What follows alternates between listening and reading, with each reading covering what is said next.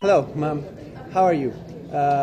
Would you please introduce yourself and tell us where are you from and tell us about Islamic way and the Holy Quran? Bismillahirrahmanirrahim. Assalamu alaikum. My name is Ava Louise Khalil.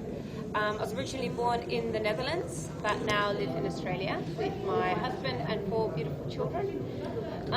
When my son was born 9 years ago, Sayyid Rezavi came to Perth and he was addressing the need that we need some form of education in our community.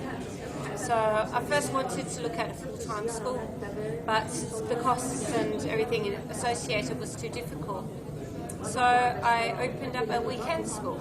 So now we've been running the Washra Centre for 9 years, educating children from around 4 years old to 16 years old in Perth, alhamdulillah. It's important to teach children about Islam, especially when you're living in the West, because the parents may not have a strong enough knowledge, so they need to have this knowledge passed on from somewhere. Unfortunately, a lot of their knowledge these days comes from media, from the TV, from computer games, YouTube. That seems to be their primary source of knowledge these days. So to take them away from that for a few hours a week is beneficial. Of course, the more the better. If you can teach every day, it is more beneficial. The memory will stay with them for much longer.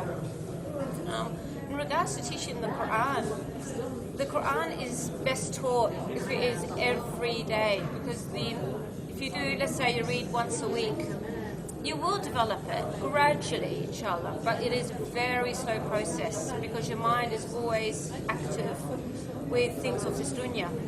If you're doing a little bit every single day, you develop that knowledge of Arabic and the meanings of the Quran at a much faster rate, inshallah. Inshallah. Can you tell us some of the way that you use it for teaching, for example, Quran way in Quran? Yeah. When teaching the Quran, we've got a method where we first start off with the basic, the calls, Surah Fatiha and the 4 calls. Then once they've finished that, we go to other surahs, but then we go back to the calls. We always go back to the calls because they are very important and are used in the nighttime prayers, for example, and of course Surah Ikhlas in every single prayer and Fatiha every prayer. So no matter what surah they're up to, even if they go to Surah Al-Layl, you return back to the calls. We try to teach them the whole surah because then, like when they go to sleep, for example, we tell the parents, please play it while they fall asleep because it will stay in their memory more. If it's done in a vocalized way, that's why when we listen to somebody reciting the Quran, we remember it a lot better than if you're just merely reading it or saying it. That's our more traditional methods of teaching. We find that in the other subjects, we're more flexible with our learning and teaching styles. So if we're teaching, let's say, for example, akhlaq, so about mannerisms of Islam, then we'll be doing, let's say, how to look after the environment. Instead of saying, okay, we need to look after the environment, and you leave it at that and colour in a picture of the environment, we take the children out and then they will collect the rubbish, or we plant a tree, or do something along those lines to actually demonstrate this is looking after the environment. Muslims have a bad habit of just chucking rubbish, which is really unfortunate because Islam teaches us to take care of this earth.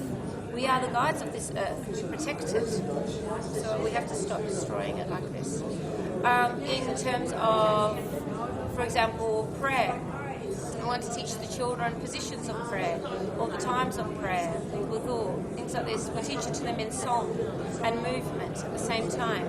Because by doing it in song and movement, it becomes a lot more memorable. Like you yourself would remember when you're young, any of the nursery rhymes you heard or anything that you did that was fun, you would remember that.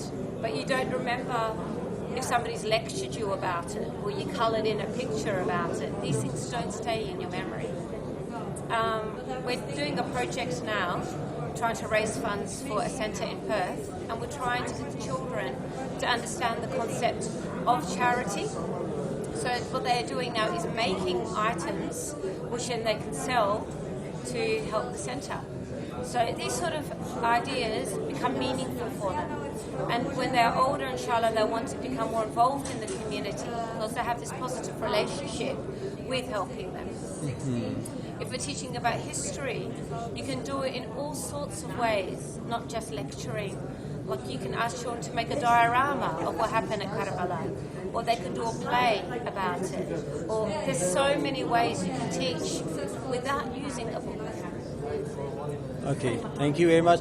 And at the last question, would you please tell us, do you have any suggestion for any kid or any guys, Iranian guys, to learn English with Holy Quran?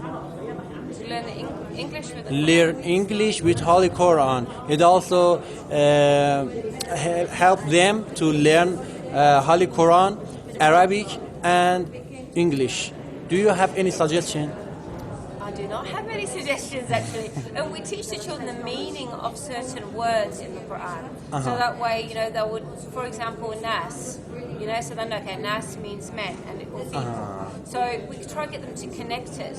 There's one game where we'll have the words in Arabic, Nas, and we'll have the word English, you know, people or men. And it will be jumbled, like, you know, a memory game. Okay. And they'll try to find the right matching pairs, this word, this. You know, so they do it in a game form. You find that they'll understand the meanings a little bit more. Okay, thank you very much.